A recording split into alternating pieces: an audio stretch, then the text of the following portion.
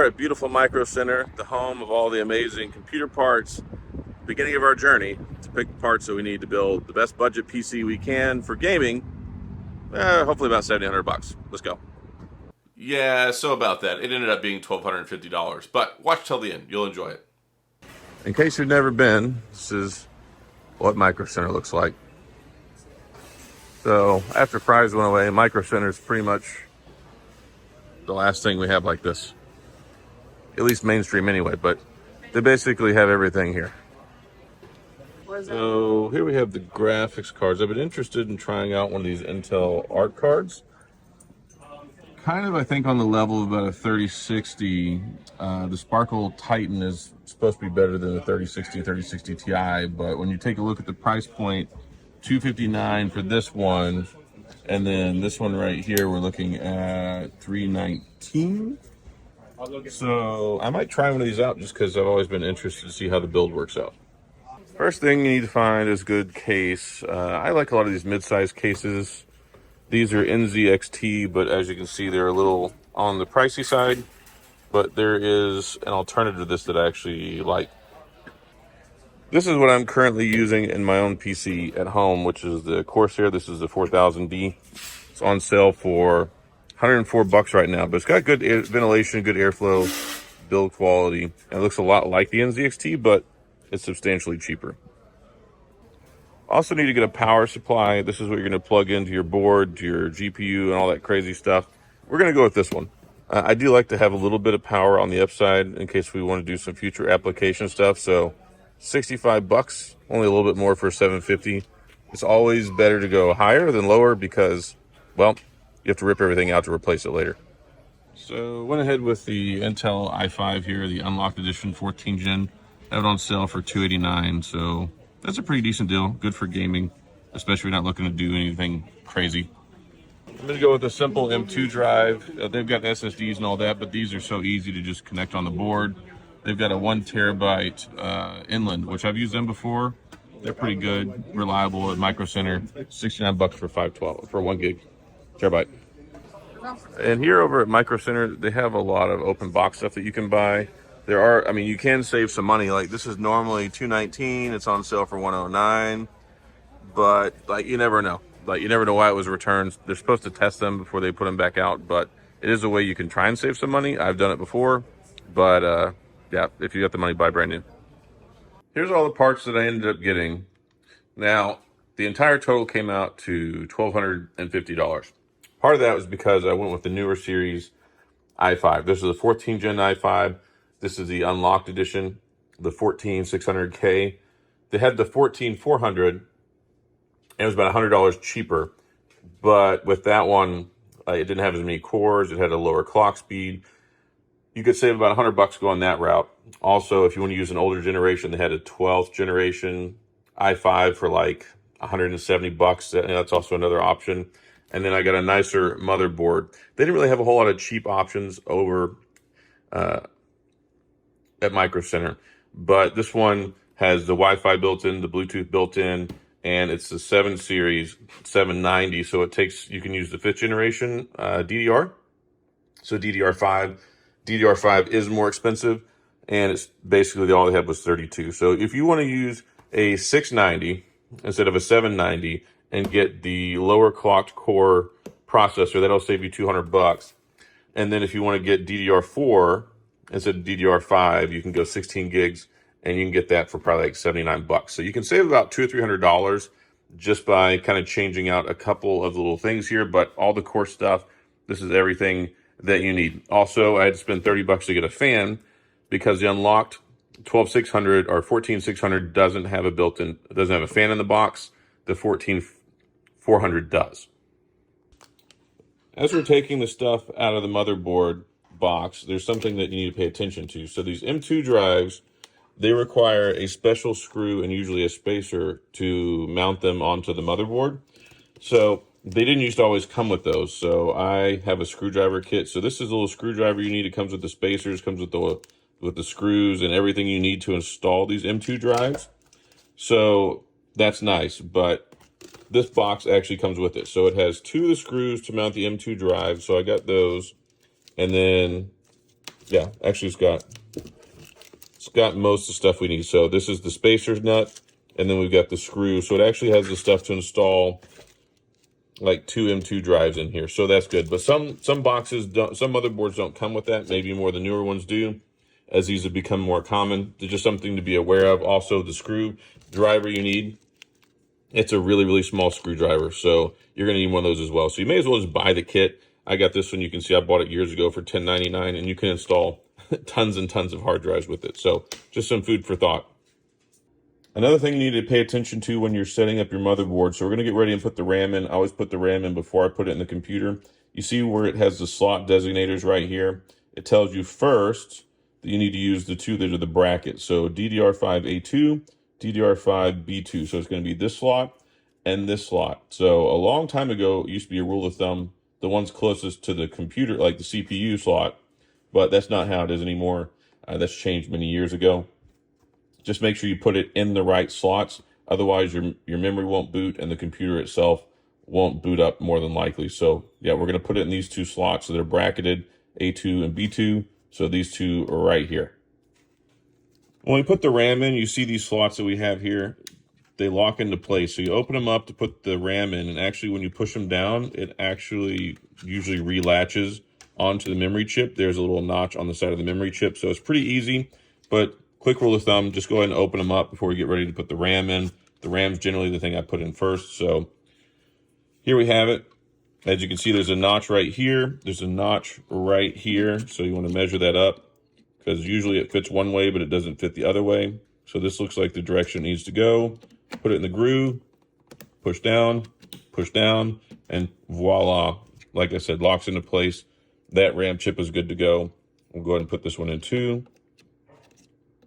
And this is a Trident memory. It's pretty good. I've used it before. It's pretty neat because it's got LED on it. So these are actually LED lights whenever the power's to the motherboard. When it's on, you'll see little LED lights on the inside. So it's kind of cool. Here's another thing to be aware of. The M2 drive, which is your hard drive that I recommend, it's going to go in here. This is usually right around the graphics card slot. So the PCI Express slot for your graphics card. We're going to take these screws off. And then there will be a slot where the M2 drive goes, where you install it and mount it, and then this goes back over the top of it. It's actually pretty easy, and what I like is there's no wires. It's not like a SATA hard drive. You don't have to worry about any cables, power cables, any data cables, none of that stuff. So that's why I like the M2 drives, short, sweet, and easy, and they've gotten way more affordable over the years. This is the M2 drive. There's not a whole lot to it. It just looks like a big circuit chip. Now, it's got a groove right here, which is going to lock into place on the board. And this little cutout is where the screw is going to go to hold it down into place. I love these things. They're quick, so easy, no wires, none of that stuff like I mentioned before. Let's go ahead and install it now. Like I mentioned, this is the little tiny screwdriver. Conveniently, it works for the screws that you mount the hard drive with, and it also works for these screws. So as long as you have one of these screwdrivers, you're basically set for life. So let me get my assistant to go ahead and unscrew this. Tech Odyssey Jr. helping me out again. So let's go ahead and unscrew those two screws to take that thermal plate off. The thermal plate's on it to help protect it from heat and also to protect it from getting anything bumped into, like your graphics card or other stuff you might be installing onto the board. All right, easy peasy. So I'm going to take the thermal plate off. We'll set it off to the side there. And then we'll go ahead and remove this liner once we put the hard drive in there. So you can see here, it mounts in this way, and then here's the screw mount right here. Let me zoom in. So that little spacer, which is this, will screw in right here to make it level for the hard drive so we can plug it in there. All right, this one's set up a little bit different. So it has the screw hole has a long post on it, which you also screw this back into. So it's going to end up where we're screwing this in essentially on top of it, and that's going to end up holding it in place. So let's go ahead and do that. So that should screw right into the post, lock it into place. All right, let's put that one in, and then we should be good to go. So much technical stuff. Also, it's really nice. This ASRock motherboard that I bought has this foam tray to sit in. So it's very easy to set all this stuff up without having to set it down on anything and compromise the motherboard or scratch up any of your surface you're working on. Another thing about this board, your computer's motherboard may have multiple M2 slots. So there's another M2 slot here and another M2 slot here. So you can actually put tons and tons of M2 drives on here. So that's really nice. If you were to have to use the SATA cables, they are conveniently located here, which is the connectors that you would plug in for your SATA drives if you're using like a traditional SSD or a regular hard drive. Now we're going to put the processor in. So again, I got the 14 Gen i5. This is the 14600 unlocked model.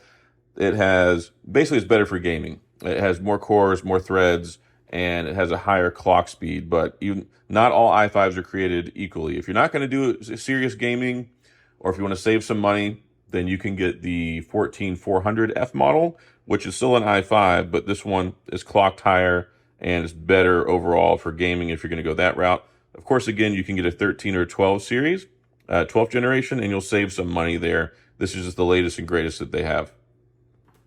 One important thing before you put the processor in, you need to make sure you put it in the right way. So if you look right there in this bottom left corner, you can see there's a little arrow. Look on the CPU slot, and you see there's an arrow right here. So that means it's going to line up and it's going to go this way. And whenever you put it in there, you leave this tray intact. Once it locks into place, it actually pops this up. So don't take that off before you put the processor in. So we'll go ahead and do that now. In case you ever wondered what the bottom side of a processor looks like, this is the Intel one. The AMD one, as far as I know, still uses the pins that come down. This one is a little bit different, and it's what, don't touch these. Don't touch them at all. And then that's going to go into here, and you can see that it sets down on top of that. So again, we've got this dot top left. There's the arrow on the bottom left. So we'll put this in here. Okay, we've got the chip seated in there. We'll push the tray down. And as you push it down, it pops this up. And then you can see these two little prongs right here. The bar will go on top of that, push it down, and then we'll push down and lock this into place. Voila.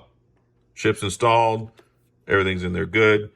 Now we just got to put on the fan. So there's two options when it comes to cooling for your processor. You can use liquid cooling, which I didn't opt for. I wanted to save some money. This is not an i7. I don't really plan on overclocking it. It's not an i9. So this aftermarket cooler, pretty decent. Got some good reviews on it, and it was only like 30 bucks, and that's going to mount onto the chip there. So we're going to do that now. Also, food for thought real quick. When you push this arm down, you actually have to use a significant amount of force. As long as everything's lined up, it's fine, but you may find that you're a little concerned about how much force it takes to push it down. Don't be too alarmed. That's just how it works with these LGA sockets and just how they roll. To mount the cooling fan onto the processor, see there's these 4 holes here, 1, 2, 3, 4. Traditionally, back in the day, they used to have a pre-installed bracket all the way in them, but because of all the aftermarket cooling options now, they tend to not have a bracket. I think some of the AMDs do, at least from my recent experience a few years ago, but with the Intel ones, they have these. So we're going to put this on the other side of the board. The posts are going to come up through the holes, and then that'll allow us to put the frame for the bracket on so we can mount the cooling fan. This is what the CPU bracket looks like from the underside. Like I mentioned, those 4 holes, that's where our posts are going to go through. Just line it up, drop them in. There we go. All 4 of them are in. So now we'll take this and we'll flip it back over. Put that film down, Luke. Let's see, they came up through the top, and now we can put the rest of it on. One thing I noticed whenever I was trying to put the bracket on to set up the heatsink is you can see they've got these capacitors that are sitting right here. And if you try and put this down, it sets on top of them, and that's no bueno. So inside the bag, they have these spacers that help us set it up and mount it on top. So this will go over the post where it comes through. And then what we'll do is we'll go ahead and we will mount everything and screw it on top of this. So give me a second. Okay, I almost got the bracket on. Went ahead and got the screws in. So we're set up here, here, here. Get this last one screwed in, and then we're going to be able to mount this on top of the processor. This is what the CPU cooling fan looks like. There's a little sticker here. That's the heat sink. And generally it has thermal paste already on it.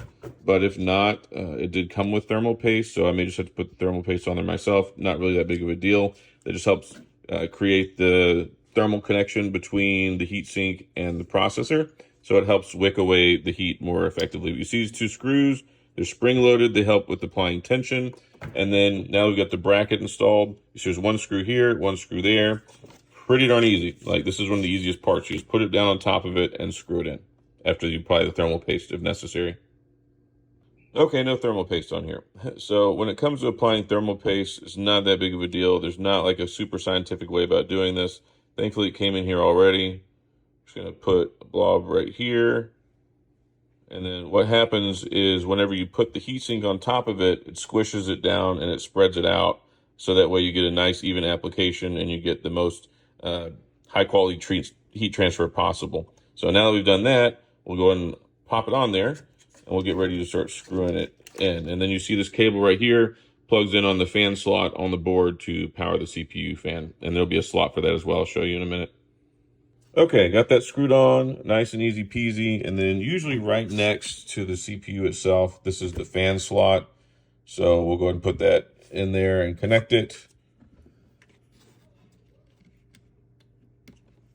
And bam, Bob's your uncle.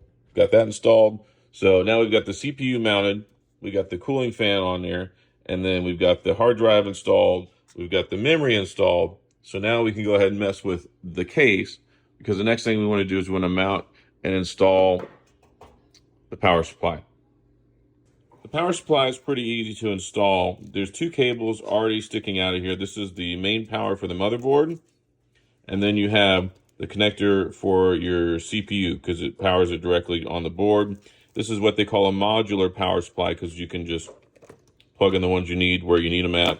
So this is for your PCI Express. That's going to go to your graphics card. That's going to be clearly marked with the red one, so that's nice. And then this is for your hard drive, SATA floppy. We don't actually need to install any of those because, well, we have none of those in here because it's a wireless build effectively. Because we're not using a hard drive, we don't have a disk drive, none of those stuff. We have the M2 drive underneath the slot already connected, so this should be pretty easy. Before you determine how many of these you want to plug in, which actually I recommend plugging in both, because if you ever decide to upgrade later, you may need two PCI Express cables. This one for the graphics card we're using requires two, so if you want to have the most minimal cable configuration possible, look at your GPU, your graphics card before you install both of these so you can see what power requirements you need. Taking a look at the case, normally when you get a case, it has an open side where you mount the motherboard, all the computer hardware, and then we have the other side over here, which we got to take this panel off to get to the spot to put in the power supply unit. So we're going to do that now. One little helpful hint, whenever you're putting in the power supply, make sure you take the cables and thread them through first, because if you try to put the power supply in, you don't have the cables on, that's terrible. And then if you don't thread them through, it makes it kind of difficult. So make sure you do that, pull them all the way through, get this seated in, and then it's pretty easy. Just put the screws in, and then we'll have our power supply mounted.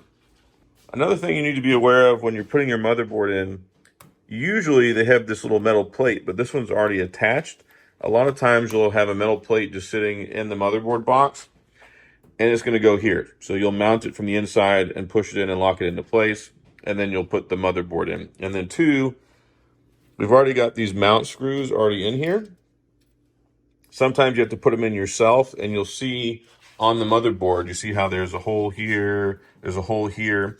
These should line up ideally with the ones that are on here, so that way you can just screw the motherboard in. But if you don't have these preset up, you're going to have to look at and see where they go and mount them to the board yourself. One last thing, make sure you plug this in and maybe anything else that goes back here before you mount the motherboard in. It just makes life easier whenever you try to do that before you put the board in. Now we got all the screws into the motherboards mounted into the case. Now we need to attach the power cable. So this big one, you can see the big spot that's right there. That's an easy fix. Just plug that right in.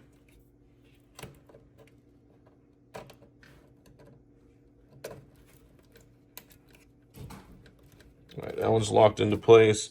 And now we have the one for the CPU.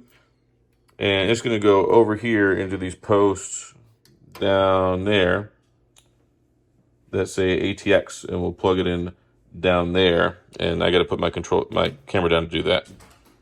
Depending on your board and your case, you're going to probably have a couple of these different ones: power switch, LED light, reset switch. There's usually a set of jumpers that are located together. Mine are right here. So depending on your board and which ones you have, make sure you follow the instructions and put them in the correct order so that your switches and everything work on your computer. Okay, so now we got all the screws in, all the stuff's mounted onto it. We got all of our power wires connected to the board, the audio one, the main cable here. Everything is done except for putting the graphics card in, which will go in the Express PCS slot here. So we'll have to take out these screws and remove these two partitions right here so that way it will fit in there. So time to do that now. All right, we got the video card mounted. So all we need to do now is plug in the GPU power cables into our two slots right here, put the case back on, and then, well, see if it boots up and start installing Windows. So let's go for it. Now for the moment of truth, see if it actually turns on, which is a big hurdle in itself. I'll worry about cable management later. All right, and it appears that we have life. Power actually came on, so now let's hook everything up and see if it works properly. Ladies and gentlemen, first try is the charm. I got it set up, no problem, fired it up, straight into the BIOS. Now I have a Windows start disk right here that you can go to Microsoft.com, just Google setup disk or setup flash drive for Windows, and then you can set up Windows that way. You can always buy a CD key that way. Of course, there's a lot of ways online you can get CD keys. So that's where you're going to have to go ahead and get Windows. You got to buy Windows. Of course, you can still use it where it says not registered product or whatever. Like, you can still use it. Anyway, I'm not going to encourage that, but let's get it set up. This is a deathmatch on Valorant, and you can see right now I'm getting 400 frames per second while I'm running around. Of course, it's a deathmatch, so it's really easy to die, but yeah, 300, 400. And that's pretty darn good. You know, basically about as good as the FPS I get on my 10th Gen i9 and my 3090 that I normally play on. So solid 400 FPS on Valorant. It's pretty good on max graphics settings, 1440p. This is on Call of Duty Modern Warfare 3. You can see I'm getting a pretty solid 80, 86, 80 FPS. So over 80 frames per second. This is on 1440p on the ultra graphics setting. So pretty high up there on the graphics setting. There's only one level higher than this. And so with the automatic ultra settings, being able to get a consistent 80 frames per second, even in this deathmatch model, I think it's pretty good, especially for this A770. Speaks a lot of volume for it, especially for being a $300 graphics card. But anyway, let me know what you think about this one, because I was concerned it wasn't going to run this very well. And just so I can show you the graphics settings, again, we're running here on 2560 by 1440. And when you go to quality, I have it on ultra. So everything's set on ultra. So this is the automatic settings that you get whenever you select ultra. So I feel pretty happy with this, being able to rock a solid 80 frames per second. And of course, I've got my 160 hertz refresh rate monitor, which makes it for a pretty nice playing experience. Okay, here we have CounterStrike 2 loaded into the game pretty quick. And it looks like we're getting 160 frames, 150 frames, pretty solid. So yeah, looks like this one is looks like Counter-Strike 2 is a definite go as well in the frames per second department. Because like I said, we're just taking a look at that, and yeah, we're definitely getting over 160 frames per second, and that's staying pretty consistent too, even though I've got blasted quite a few times. But yeah, 160, 159. So this one's running really, really good. Super smooth, and again, this is on high graphics, 1440p. It's not 1080 or anything like that. So I'm pretty happy with how this is playing. So just going through what I bought here, I apologize, the screen looks sucky while I'm trying to record it, but like I talked about, Intel i5 14600, G-Skill DDR5, 32 gigs of RAM, and we got the 1 terabyte M2 drive, ARC A770 for the graphics card, $299, deep cool cooler, $29, power supply 750 watts, that's $79, the motherboard, the ARC Z790 Pro 169, and then the Corsair 4000DK. So this is listed everything that I got, and total 1255, 1159 before tax, and you can subtract the Sprite that I bought. So yeah, $1254. Not too shabby. That pretty much wraps everything up on the computer build. We did the build itself, went to the store, showed you the stuff that I got, went over the list of all the things that we got, $1,250. I think it's a pretty good PC. I've been playing on it for the last 2 days, and I've played plenty of Valorant on here. I had my premiere game with my buddies.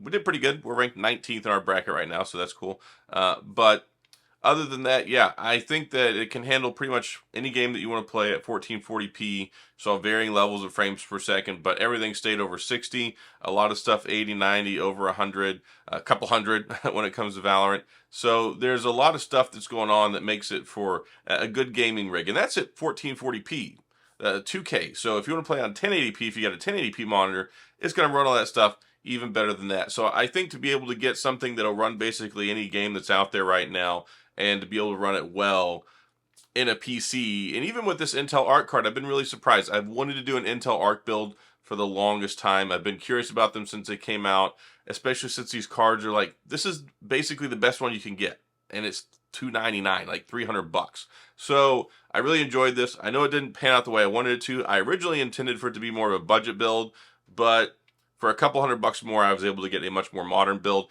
They had a good deal over at Micro Center where you could get for $500, or maybe it was $400. You could get a 12th Gen i9 with the board and 32 gigs of RAM. But I didn't want to go that route, especially because probably have to end up with liquid cooling. And there's been some changes with updates and lots of things like that. So an i5 in these days, especially the unlocked model, I mean, you could get the locked model, which has a lower clock speed, less cores, less threads, and comes with the fan in the box, but it's going to not have as good of a gaming experience. So there's always these, you could get maybe a 12th Gen i7 or a 13th Gen i7. There's all sorts of different things you can do, plug and play, even go the AMD route if you want to save some more money. So you could definitely build a computer that runs all these games very, very equally at 1080p for several $100s less. But I thought $1,250, especially the way inflation is, the prices of everything. Like, it's been a few years since I bought another, built another computer, so things aren't exactly all that cheap. So hopefully this was helpful. Hopefully it was insightful and showed you like how to build a PC. I know I didn't really touch much on the software part. I figure everybody pretty much knows how to install Windows at this point, but really just Google Windows Startup Disk or Windows Startup Flash Drive. It'll take you to the link. Download it, set it up on a flash drive, keep that flash drive around you for life because you can boot straight up from the flash drive, install Windows, and it works great. Like, I have never had any issues with it. Also, I didn't cover driver setup. A lot of times when it comes to driver setup, the last MSI build I did had a little flash drive that had all the firmware and hardware drivers for it. That was easy to install. This time it was pre-built into the computer. So when I fired it up and went to Windows the first time, it was like, here, install all the hardware drivers. So that was cool. And then sometimes you may just have to Google and go to whatever the motherboard is and get the files for it from the manufacturer website. But those are really the only things I left out, was Windows installation and drivers. Hopefully you know how to do that, but hopefully this quick kind of how-to gave you some insight on that as well. So that's all I got in this video. Again, I hope it was helpful. It was an expensive video, and it was a labor of love. I wanted to do another one of these PC build videos.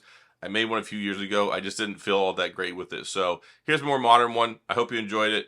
Hopefully your allergies aren't kicking your butt like mine are. I'm hopped up on so many different sprays and allergy medicines and all sorts of things right now just so I can get through this. But yeah, I woke up yesterday and it was not happening. So that's all I got. If you have any questions or comments, please go to the comment section. I'll do my best to get back with you. If you enjoyed the video, please hit the like and the subscribe button and the little notification bell if you want updates when new videos come out. And as always, thanks for being here. I appreciate you watching, and I'll see you guys next time.